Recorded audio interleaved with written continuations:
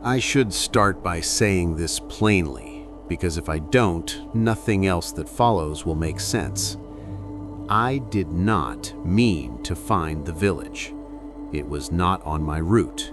It was not on my map. And even now, after everything, I still cannot tell you how long I stayed there or how I managed to leave.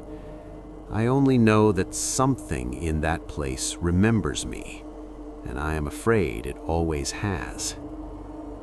The road I was driving that evening was supposed to be familiar, a narrow two-lane stretch cutting through the eastern hills, thick with pine and maple, the kind of landscape that swallows sound.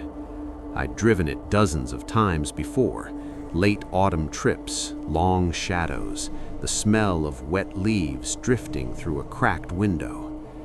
I was tired, bone tired in a way that seeps into thought, the kind of exhaustion that makes memories feel unreal, like they belong to someone else. The sun was already sinking when the fog rolled in. Not the light drifting kind you see in low valleys, but a dense, oppressive fog that appeared all at once, like it had been waiting for me to pass a certain point. 1 second, the road stretched ahead in fading amber light, and the next it vanished into a gray wall. I slowed instinctively. The radio crackled. I remember thinking that was strange. I hadn't been listening to anything, just static silence, but now the dial hissed softly, as if something was trying to tune itself. I reached to turn it off. That's when the road changed. I don't mean it curved or split or narrowed. I mean it became something else. The asphalt beneath my tires grew rougher, older, cracked in a way that spoke of decades without maintenance. The painted lines vanished. The trees leaned closer, their branches arching overhead, until the road felt less like a passage and more like a tunnel. I checked my GPS. No signal. That wasn't unusual out here, but what was unusual was the map itself. The road behind me, gone, replaced by a blank gray void. Ahead, the same. I told myself to turn around. I didn't. The fog thickened, pressing against the windshield like breath. And then, through the haze, I saw the sign. It stood crooked at the side of the road, half swallowed by ivy and rot. Wooden, hand-painted letters, faded to the color of old bone. Welcome to Hollow Creek, Est, 1793. There was no county marker, no distance sign, no warning, just the name, Hollow Creek. The moment I passed it, the air changed. It grew colder, not sharply, but deeply, like cold rising from the ground rather than falling from the sky. My breath fogged the glass, and the smell hit me then. Damp earth, mildew, something faintly metallic. I drove another quarter-mile before the trees opened. The village emerged without transition. One moment there was forest, the next, houses.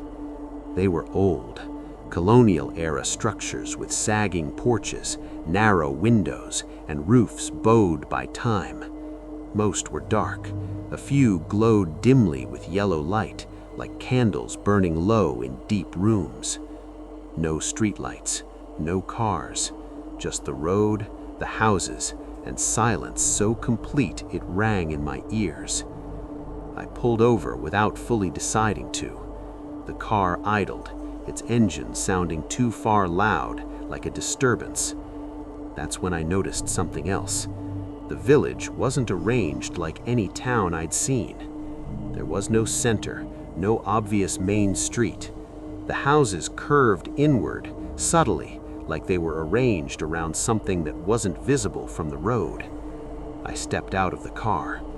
The door closed behind me with a sound that felt final. The fog lingered at the edges of the village but did not enter it. Above, the sky was a deepening violet, the first stars blinking weakly through thinning clouds. And still, No sound. No insects, no wind, no distant dogs or generators or televisions humming behind walls. I took a step forward. The ground felt wrong, too soft, like the earth had been turned recently, though there were no signs of digging. That's when I realized I was being watched. Not in the way you notice eyes on your back, but in a deeper way, as if the space itself was aware of my presence. A porch light flicked on, then another. Doors opened quietly, one by one. They did not step out all at once, not dramatically, just gradually. Men and women, elderly, some younger, all dressed plainly as though fashion had stopped changing decades ago. Their faces were pale, their expressions neutral, but their eyes never left me. No one spoke. I raised a hand, feeling suddenly foolish and exposed. Evening?" I said. My voice sounded thin. An old man stepped forward. His movements were careful, measured, like each step required consideration. "You're late," he said. That was all. Not lost, not can I help you, not who are you. You're late. "I think I took a wrong turn," I replied. "I was just trying to find my way back to the main road."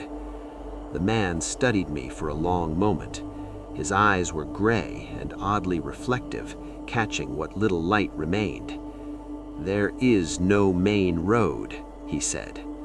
A murmur passed through the others, not voices, just a subtle shift, like breath moving through tall grass. A woman spoke next. Her voice was soft, almost kind. "You should come inside. Night falls quickly here." I hesitated. Every instinct I had screamed at me to leave, to get back in the car, turn it around, drive until the fog thinned and the road remembered itself. But when I glanced back, the road behind me was gone. Not hidden, not obscured, gone. Where it should have been, there was only forest, dense, unbroken, ancient. My car sat at the edge of the village like a stranded animal. I felt something tighten in my chest. "I don't think I should stay," I said. The old man smiled. It was not unkind. Everyone says that, at first. Another voice, closer now, a woman with dark hair and hollow cheeks. "You've been expected." That's when fear truly set in. "Expected?" I repeated. "You've got the wrong person." She shook her head slowly. "No," she said, "we don't." A bell rang. Somewhere deep in the village, a low, resonant sound, like iron struck beneath the earth. The people turned as one, their attention shifting away from me. The old man nodded. "Come, before it wakes fully." "What wakes?" I asked. He met my eyes. "The hollow." And as he spoke that word, I felt it, a presence beneath my feet. Vast, slow, aware. The ground pulsed once gently, like a sleeping thing drawing breath, and in that moment I understood something terrible. I had not found Hollow Creek. Hollow Creek had found me. I wish I could tell you that I ran, that I ignored them, turned on my heel and fled into the forest, or forced my way back to the car and somehow made the road reappear through sheer desperation. But fear doesn't always make you fast. Sometimes it makes you still. The bell's echo faded slowly, sinking into the ground rather than the air. The villagers waited in silence, their attention no longer on me, but on something deeper within the village, something they seemed to feel rather than hear. The old man gestured again. "Please," he said, and this time there was urgency in it. "You don't want to be outside when night finishes falling." That phrasing struck me. Not when night falls, when it finishes falling. I swallowed and nodded, because refusing felt impolite. Ridiculous, I know, but that's the truth of it. It felt like breaking a rule I didn't understand. They parted to let me through. As I walked between them, I became acutely aware of how quiet my footsteps were. The ground absorbed sound, dampened it, like soil laid thick over something buried. Up close, the villagers smelled faintly of old wood and cold stone, not decay, just age. A woman walked beside me, middle-aged, dark circles beneath her eyes, her hair pulled back tightly. "I'm Mara," she said. "You can stay with us tonight." "That's kind," I replied, "but I really shouldn't impose." "You're not," she said immediately. "You're fulfilling." The word made my stomach turn. Her house was narrow and tall, its clapboard exterior warped by time. Inside, it was warmer than I expected.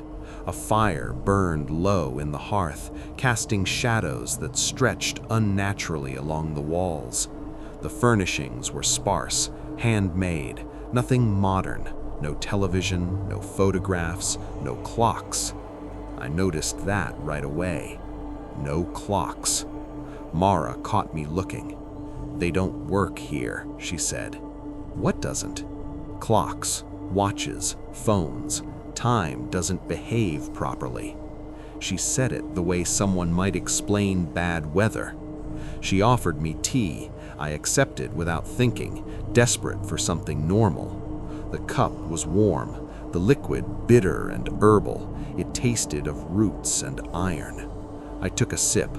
Immediately, a heaviness settled behind my eyes.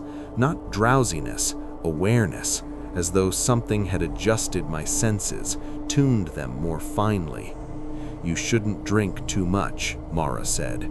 "Just enough to take the edge off." "The edge of what?" She didn't answer. Instead, she sat across from me and folded her hands. "You're wondering why we aren't surprised," she said. "Yes," I replied, "and why you said I was expected." A shadow passed across her face. "Everyone who comes here asks that the first night." "Everyone?" She nodded.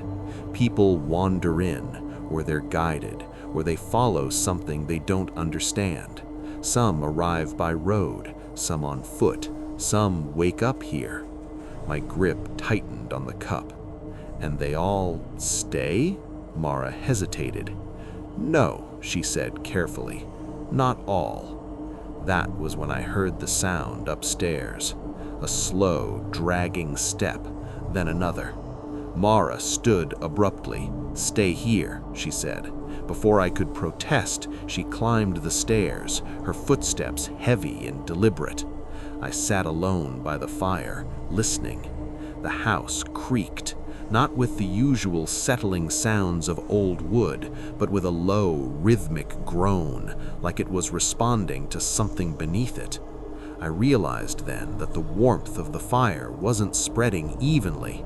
Certain corners of the room remained cold, no matter how close they were to the hearth. I felt watched again, but not by eyes, by space. Mara returned moments later, her face pale. "It's nothing," she said too quickly. "Just dreaming." "Who?" I asked. She sat down again. "Someone who hasn't learned yet." My heart pounded. "Learned what?" She met my gaze. "How to be quiet at night." I didn't sleep much. When Mara finally led me to the spare room, the bed was narrow and hard. The blankets smelled faintly of earth. I lay there staring at the ceiling, listening. The village was not silent at night. It breathed. A deep, distant rhythm rose from beneath the ground, too slow to be machinery, too steady to be natural. With each pulse, the house shuddered almost imperceptibly. I tried to convince myself it was wind. Then I heard voices, not outside, below, murmuring, dozens of them, maybe more, too faint to make out words, but heavy with emotion, fear, longing, resignation. I pressed my ear to the floor. The voices grew clearer. I pulled back, heart racing. Something brushed the underside of the floorboards. Not a sound, a touch. I lay there until the room lightened with false dawn. No sunrise, just a dull gray glow filtering through the windows. When I emerged, the village was already awake.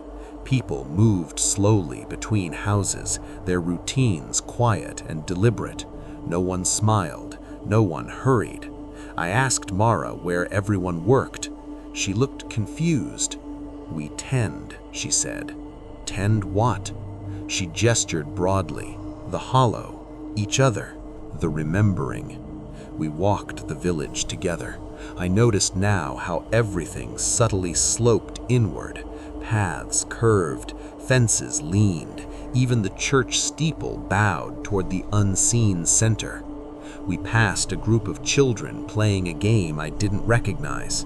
They were rolling stones into a shallow pit, counting softly under their breath. When they saw me, they stopped. One little boy stared openly. "You're loud," he said. "I'm sorry," I replied. "You echo down below." Mara ushered me away quickly. "Children say things they don't understand." "But they hear it," I said. "Yes," she admitted, "before they learn not to." I noticed then that there were no elderly beyond a certain age, no one truly old. "Do people leave?" I asked again. Mara stopped walking. She looked tired, ancient suddenly. "Some try," she said. "Some succeed. And the others?" She pointed towards the church. "They're remembered." A scream tore through the village. It came from the direction of the forest. Everyone froze. The sound was brief, cut short abruptly like a cord pulled tight. Then the bell rang again, louder this time, closer. Mara grabbed my arm. "Inside," she whispered. "Now." As we hurried back towards her house, the ground beneath us shifted just slightly, enough that I nearly fell. Something deep below moved, and as it did, I heard my name, spoken by dozens of voices, not from around me, from underneath. After the bell stopped ringing, no one spoke, not a word. The village resumed its slow movements as if nothing had happened, as if screams from the forest were as ordinary as the changing of the seasons. Doors opened, fires were tended, the children returned to their quiet game near the pit, rolling stones and whispering numbers that didn't feel like counting so much as keeping track. I stood in the middle of the dirt road, my heart still hammering, staring at the tree line where the scream had come from. "Who was that?" I asked. Mara did not look at me. "Someone who forgot," she said. "Forgot what?" She tightened her grip on my arm. Where they were. She guided me toward the church before I could argue. It loomed larger up close than it had from a distance. Its wooden walls bowed outward as if something inside pressed constantly against them. The steeple leaned inward like the rest of the village, its wooden rope frayed from use. Inside, the air was cold and damp. The pews were worn smooth, polished by generations of hands. There were no crosses, no statues, no symbols I recognized. Just a large wooden circle carved into the floor at the altar. The wood within the circle was darker than the surrounding planks, stained, not with rot, with age. "This isn't a church," I said quietly. "It is, just not for a God that listens." Other villagers entered behind us, filling the pews. The old man from the night before stood near the altar, his hands folded behind his back. "You heard it," he said, addressing the room, "didn't you?" A low murmur of assent. I felt every eye turn toward me. "You heard it clearly, louder than the rest of us." I swallowed. "Yes," I said. "It said my name." The murmuring grew louder. The old man nodded slowly. "That settles it." "Settles what?" I demanded. "That you're not just passing through." Mara placed a hand on my shoulder, not comfortingly, but possessively. "We need to show you before it decides to show you itself." They led me through a door behind the altar and down a narrow stairwell that spiraled into darkness. The air grew colder with each step, damp, heavy. The sound was unmistakable now, that deep, rhythmic pulse, like a heart. The stairwell ended in a cavern. I stopped short, breath catching in my throat. The space was enormous, far larger than the church above it should have allowed. The walls were not stone, but packed earth, reinforced with ancient wooden beams etched with symbols worn smooth by touch.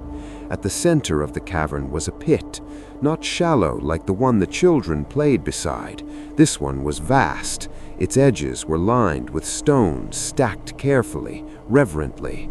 The darkness inside was absolute, swallowing light in a way that made my eyes ache, and from within it came the voices, whispers layered atop whispers, overlapping and echoing, speaking fragments of words, names, memories.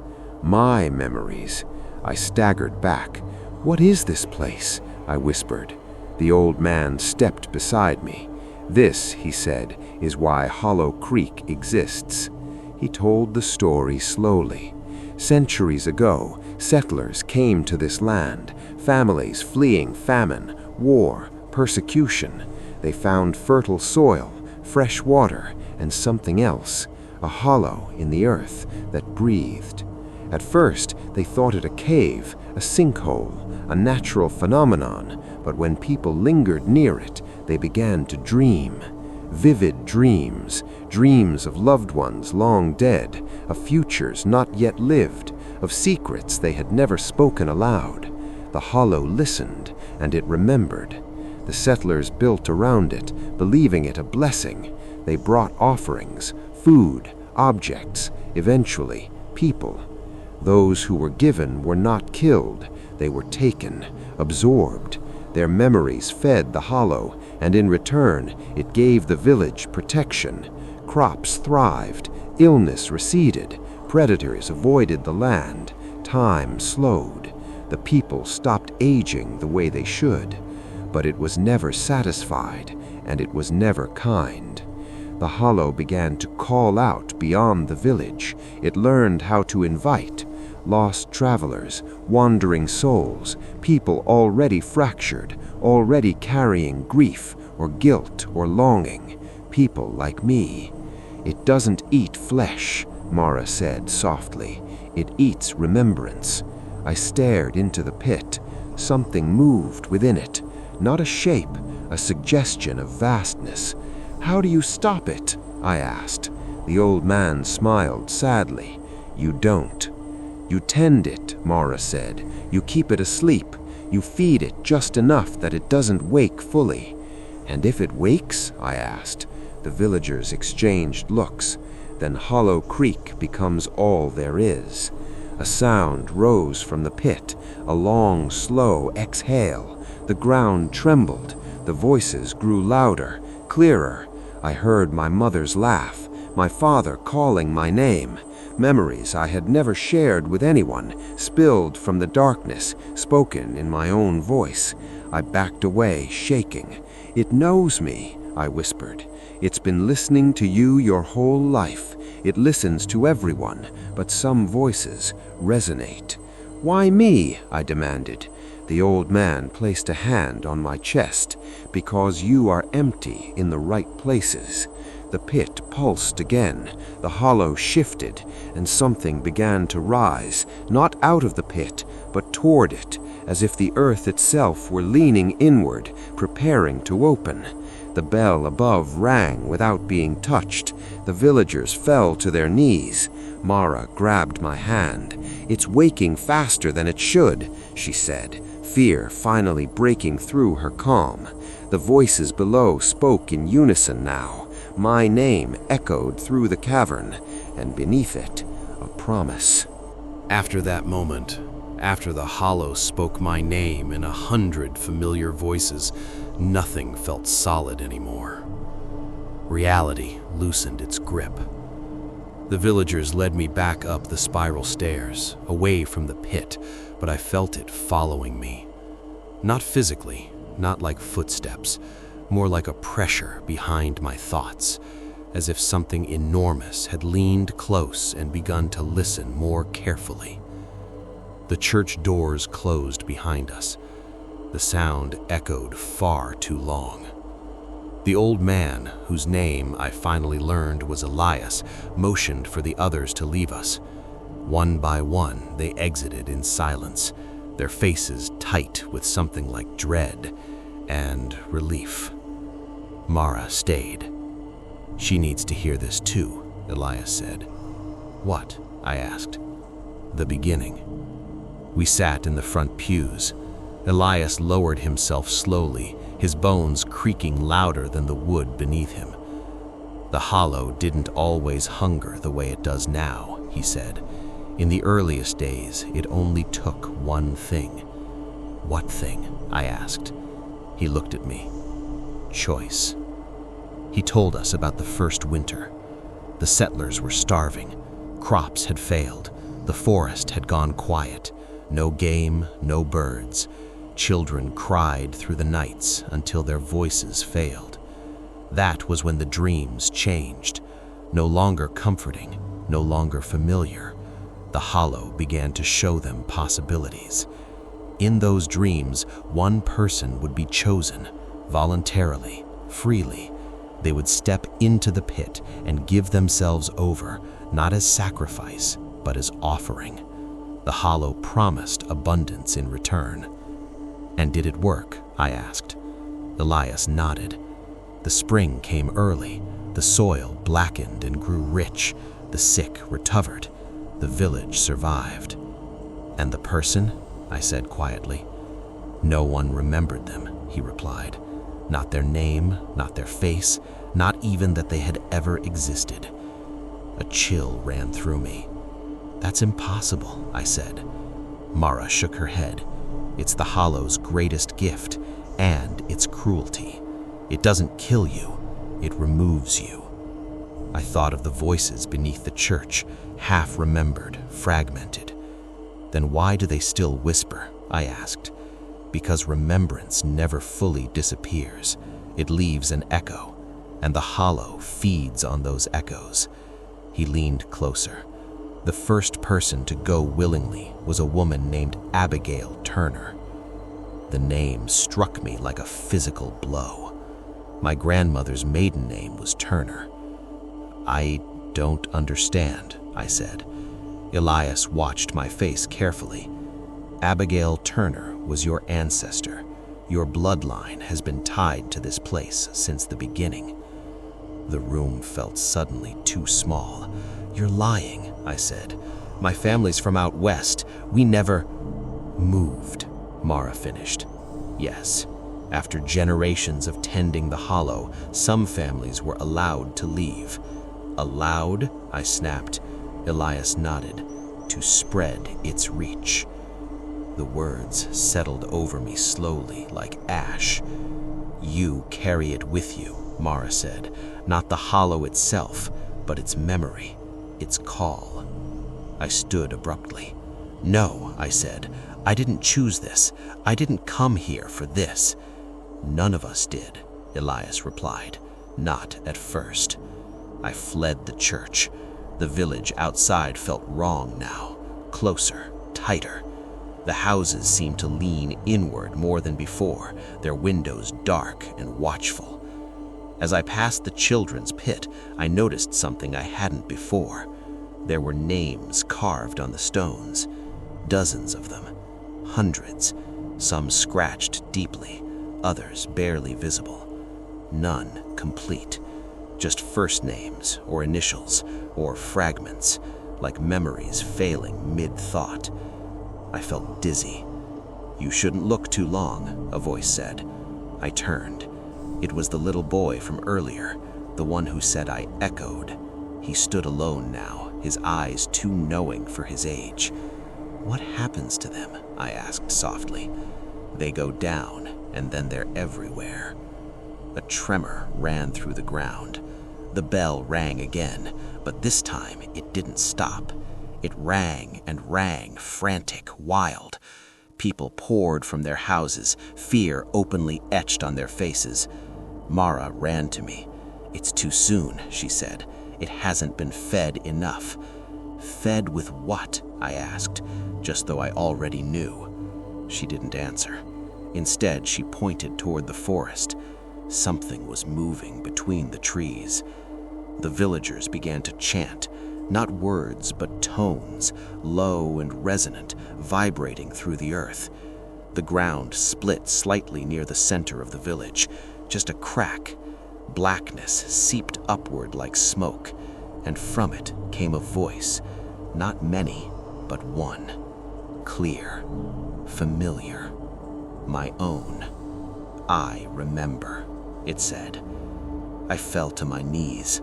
The hollow was no longer content to wait, and I realized with sickening clarity that I was not the first thing it had taken from my family.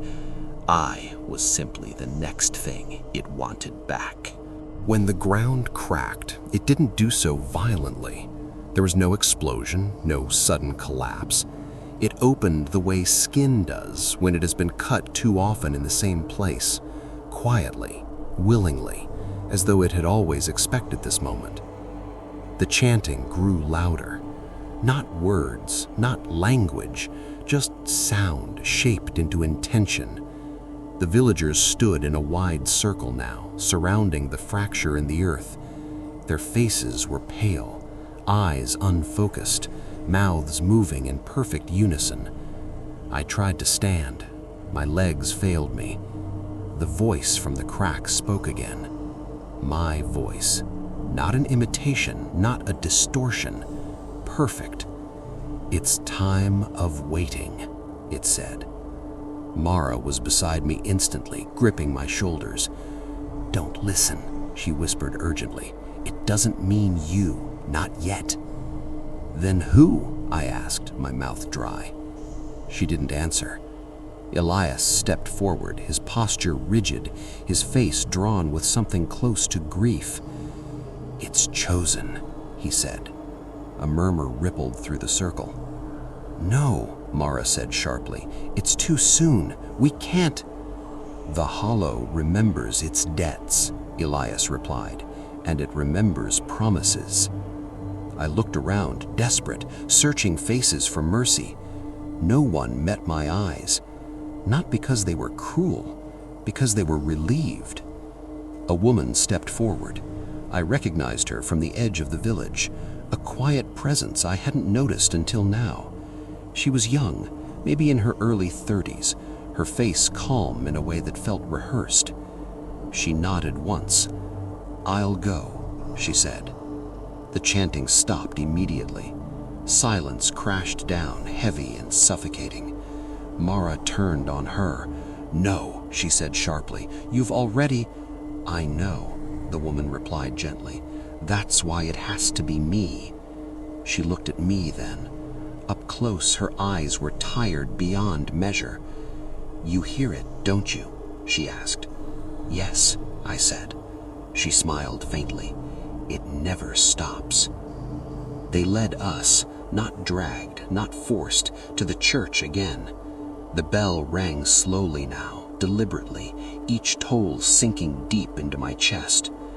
Down the stairs, back into the cavern. The pit seemed wider than before, or perhaps I was simply closer to understanding how large it really was.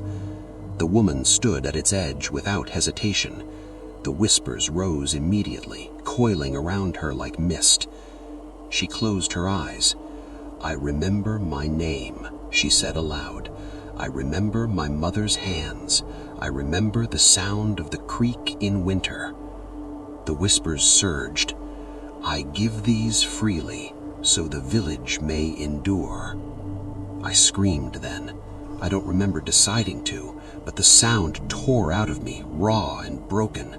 "Stop!" I shouted. "There has to be another way." Elias shook his head. "There never is." The woman took one final breath and stepped forward. She did not fall. The darkness rose to meet her. It enveloped her gently, like water closing over a swimmer. There was no scream, no struggle, just silence. Then, nothing. I don't mean quiet, I mean absence.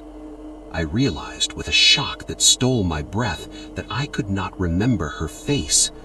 I knew she had been there. I knew she had spoken, but her features were already gone, like a dream dissolving upon waking. I looked at Mara. She was crying silently. "Who was she?" I asked. Mara opened her mouth, closed it, her brow furrowed in confusion. I don't know," she whispered. The hollow exhaled. The ground settled. The cavern walls seemed to relax. "It's done," Elias said softly. And that's when I understood the truth. The village didn't sacrifice to survive. It survived because it forgot. We returned to the surface. The crack in the ground was gone. The village looked lighter, as if a storm had passed. People resumed their routines with an ease that sickened me. Children laughed. Fires burned brighter. Crops in nearby fields looked greener than they had an hour earlier. I stood alone in the center of it all, shaking. That night, I dreamed. I stood in a long line of people stretching into darkness, each of us waiting patiently, calmly. No fear, no resistance. Ahead of us was the pit. Behind me, the village. When it was my turn, I didn't hesitate. I woke screaming. Mara was there, holding me. "It's starting," she said. "What is?" I asked, though I already felt it. "The hollow is remembering you more clearly." I felt something tighten in my chest, a sense of being claimed, marked. Outside, the bell rang once. Not a warning, a reminder. And deep beneath the village, something shifted its attention fully towards me. I decided to leave before dawn. Not because I believed I could, but because staying meant accepting something inside me that was already beginning to rot. Mara slept in a chair beside the bed, her head tilted forward, her hands clasped tightly as though she feared they might drift away from her if she loosened her grip. I watched her chest rise and fall, counting breaths, grounding myself in the reality of another living person. Outside, the village was quiet, but not asleep. It never truly slept. I gathered my things silently, though there was nothing to gather. My phone lay on the table where I'd left it, its screen black, its battery warm despite having no power. I slipped it into my pocket anyway, a talisman, a lie. When I stepped outside, the air felt heavier than before, thick, resistant, like wading through unseen water. I moved quickly, keeping to the edges of the village, avoiding the center where the ground felt thinner, less trustworthy. My car sat where I'd left it, unchanged, untouched, waiting. Hope surged in my chest so suddenly it hurt. I reached for the door handle and froze. The car was wrong. Not damaged, not altered, just older. A fine layer of dust coated the windshield. The tires were slightly deflated. A thin spiderweb stretched from the side mirror to the door frame, as if it had been sitting there for years. "No," I whispered. The forest behind the car stirred. Branches shifted without wind. The fog returned, creeping low and deliberate, curling around the village's edge like fingers testing a wound. I got into the car and turned the key. The engine coughed, then started. Relief flooded me so powerfully I laughed, a broken, hysterical sound.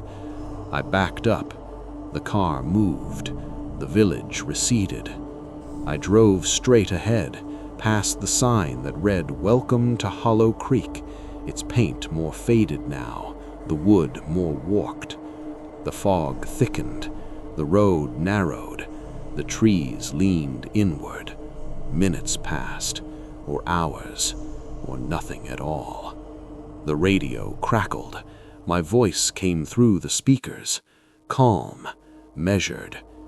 "You won't find it," it said. I slammed the radio off. The road curved sharply.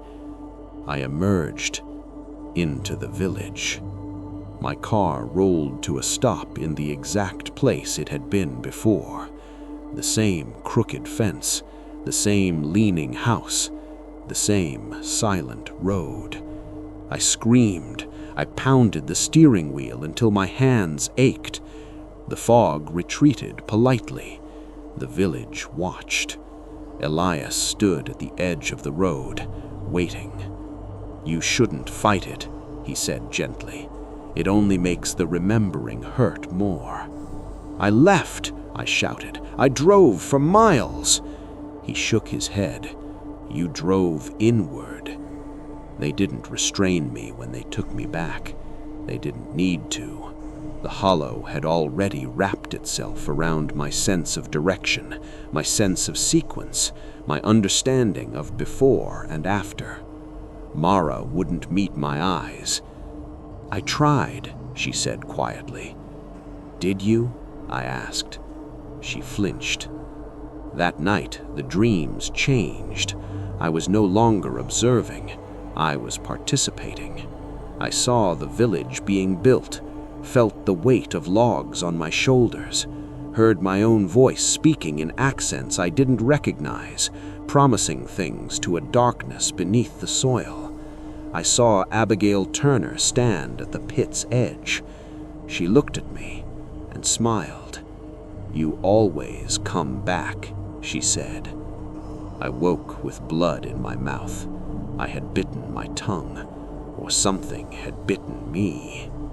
The days, if they were days, blurred. I stopped asking questions, stopped marking time.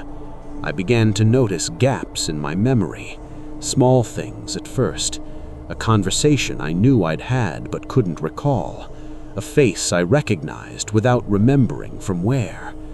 Then larger things, my childhood home, my father's voice, my own age.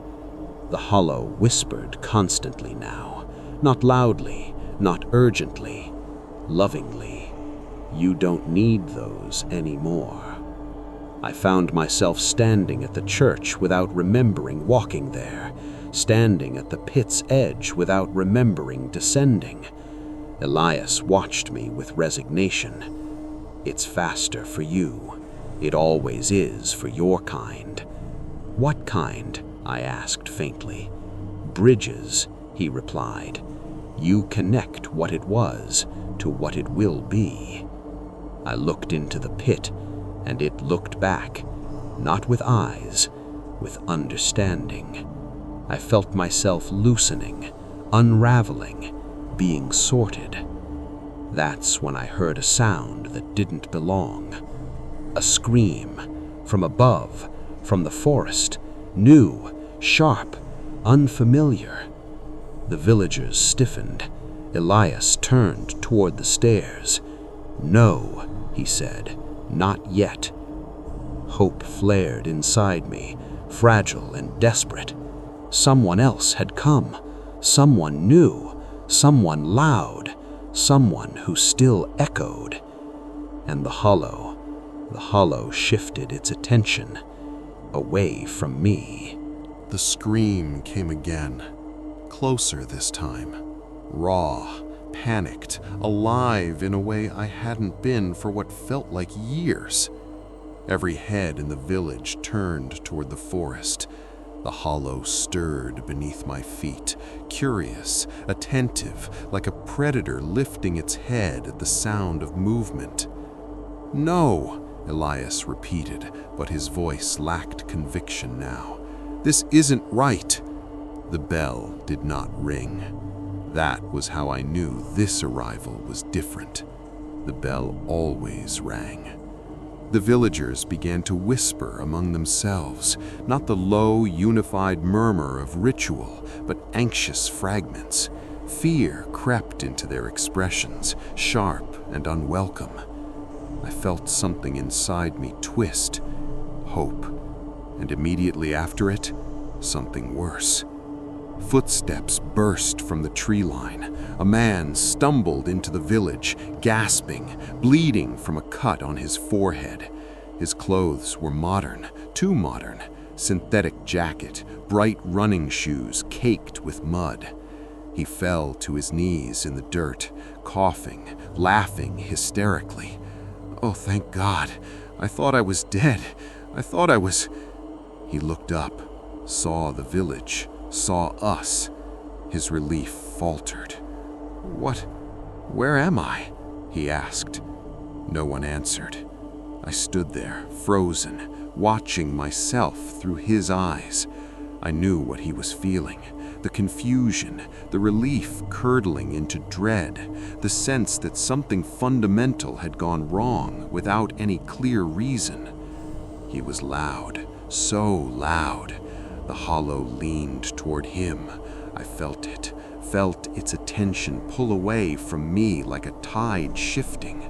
A pressure lifted from my chest. I could breathe again.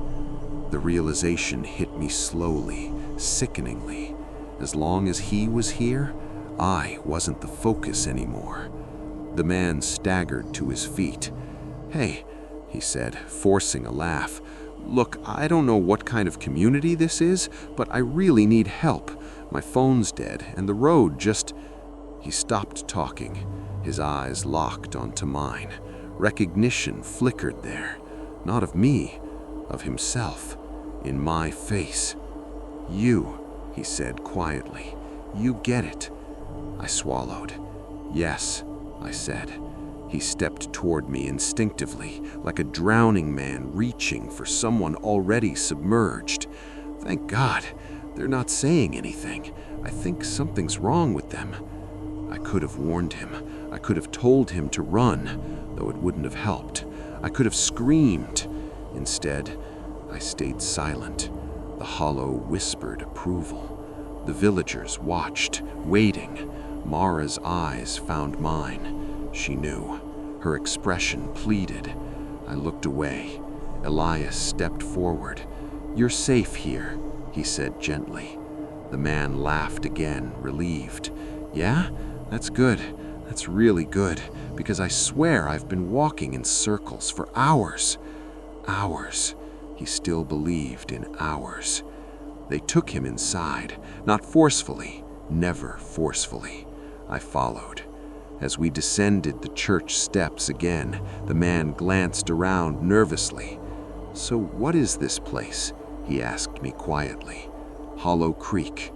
Never heard of it. No one has."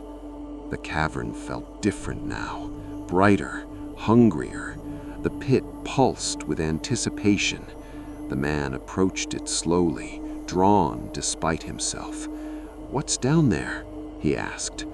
"Everything you've ever been afraid to forget." He laughed uneasily. "That's not funny." "I know." He turned to me. "You've been here a while, haven't you?" I hesitated. "Yes." "Can we leave?" I opened my mouth, closed it. The hollow whispered, "Let him speak. He echoes so beautifully." Mara grabbed my arm. "Don't," she whispered. "Please." I pulled free. The man waited, hope shining in his eyes, and I felt the truth settling me, cold and absolute. If he stayed, I might leave. Not physically, but I might be allowed to remain unfinished. "I don't think it wants you yet," I said slowly. His smile widened. "Yet? Not until it knows you better." The hollow surged with delight. The man laughed, clapping my shoulder. Man, you scared me. For a second there, I thought... The pit spoke, not in my voice, in his, perfectly. He went silent. His smile collapsed. Oh, no, no, no, no. He turned to run. The darkness reached upward. The villagers began to chant. Mara screamed my name. I did nothing. I watched. And as the hollow closed around him, as his voice joined the others beneath the earth, I felt something inside me loosen further. A memory slid away. His face vanished first, then his name, then the knowledge that I had once been someone who would have tried to save him. The hollow exhaled contentedly. Its attention drifted back toward me, but now it was gentler, almost grateful. There is a moment just before you stop being afraid, when you finally understand the rules. Not because they are explained to you, but because you have already broken them. After the man was taken, the village changed how it looked at me. Not with gratitude, not with suspicion, with recognition. I was no longer just something passing through. I was participating. The hollow felt closer now. Not louder, not more aggressive, more familiar. It spoke less, but when it did, its voice slid into the spaces between my thoughts, filling gaps I hadn't known were there. You understand now, it seemed to say. You know what you are. I stopped sleeping in the spare room.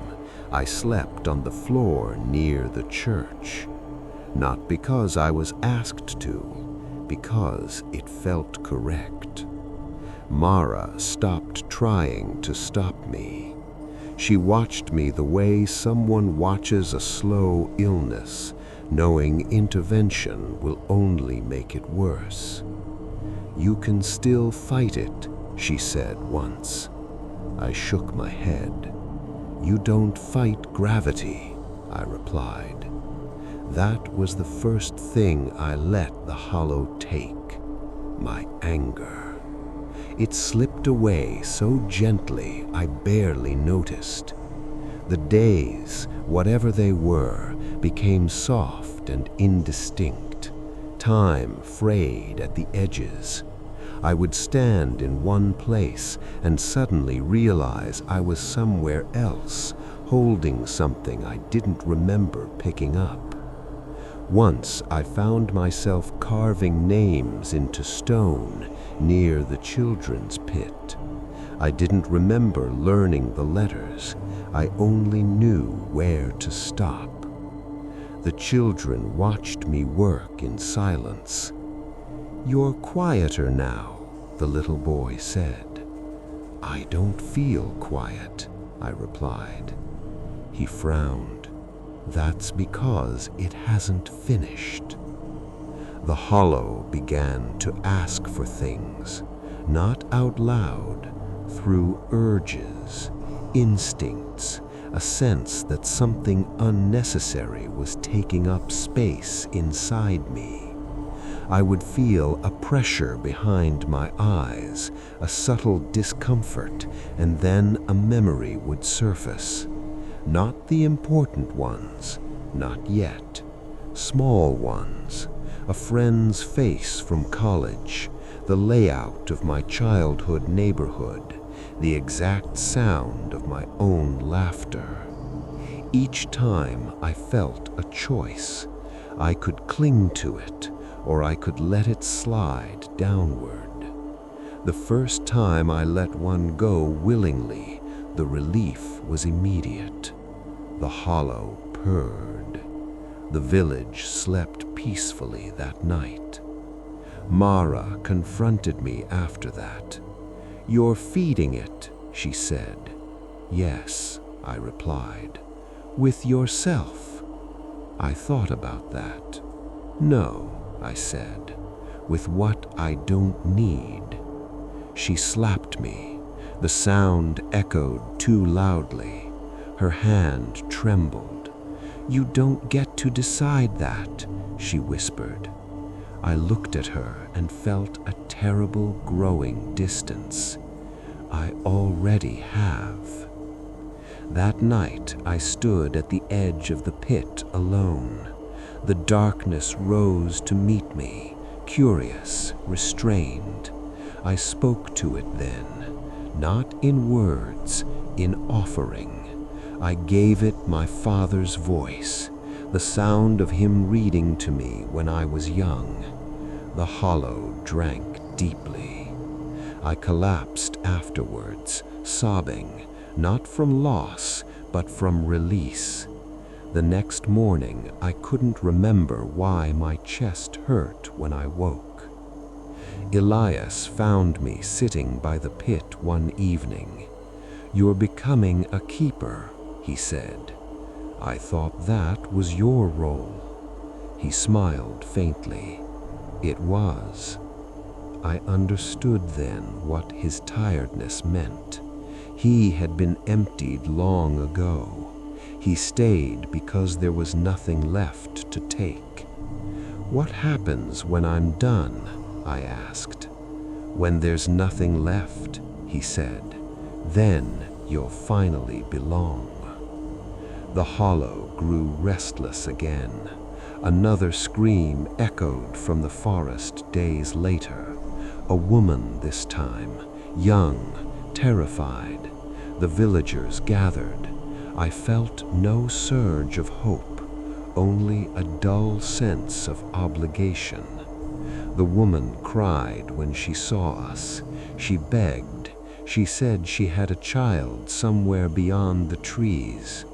I listened politely, and when the hollow leaned toward her, I helped guide her to the church. Mara wouldn't look at me afterwards. I tried to remember her face from when I first arrived. I couldn't, so I gave the fear away. The hollow accepted it eagerly. The pit pulsed warmly, content. That night I realized something important. The hollow wasn't evil. It wasn't cruel. It was efficient.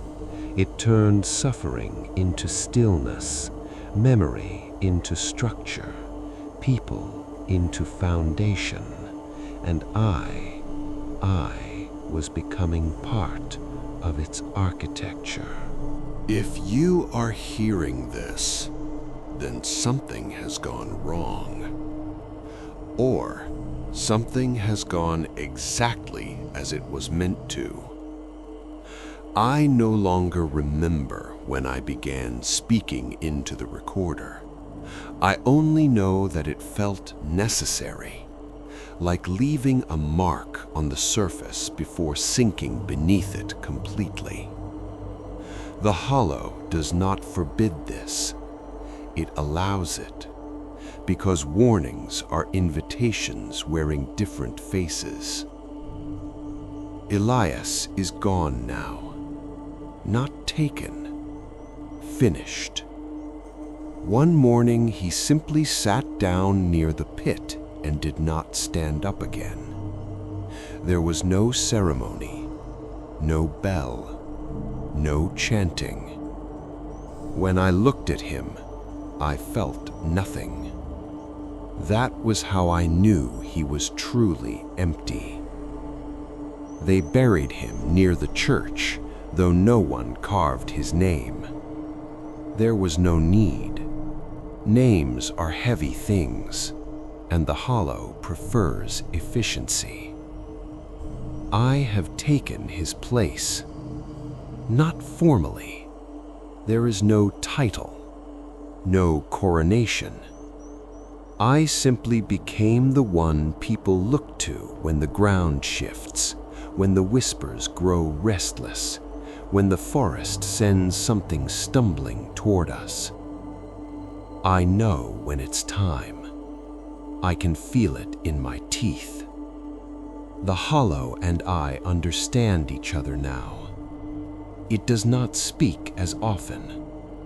It does not need to. We share memory the way organs share blood. I give. It holds. Together we keep the village intact. You might be wondering why I'm telling you this, why I haven't already given this away. The truth is, the hollow doesn't want this part yet.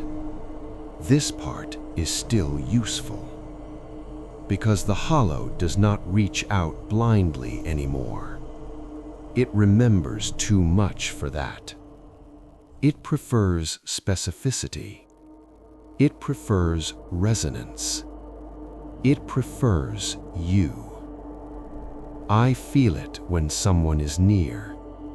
Not physically near, close in the way thoughts drift close when you are tired or lonely or listening to something late at night with the lights off. That's how it starts. That's how it started for me. A road that wasn't there, a village that leaned inward, a voice that sounded like my own. You may think this is the end of the story, but this is only where it folds back in on itself. Because Hollow Creek does not exist in one place. It exists in remembering. Every time you imagine it, it sharpens. Every time you picture the pit, it deepens. Every time you wonder whether you would have done what I did, it listens. The hollow knows what you would give up first. It already knows which memories feel heaviest to you, which ones you replay, which ones you avoid. Those are the soft spots, the easy places. I still walk the village at night. The children don't play the stone game anymore. They don't need to. They listen instead. Sometimes, when the fog presses close to the houses, I hear footsteps beyond the trees. Sometimes, I hear a car engine idling where no road should be. When that happens, the village grows quieter, expectant. I used to feel shame then. Now I feel gratitude, because each new arrival buys us more time, buys me more time, and because every voice the hollow takes makes mine lighter, easier to carry. I don't remember my mother's face anymore. I know I had one. That's enough. I don't remember the sound of my own laughter. I don't miss it. What I do remember, what I am allowed to remember, is this. The hollow does not chase. It waits. It waits for you to be tired. It waits for you to be unfinished. It waits for you to listen. If you ever find yourself driving a familiar road that suddenly feels older than it should, if the fog rolls in too fast, if you see a sign that wasn't there before, turn around. And if you can't, if the village opens for you the way it opened for me, then listen carefully. Because when you hear your own voice speaking back to you from the dark beneath the ground, when it says your name, you'll understand. You were never lost. You were remembered. And now, so are you.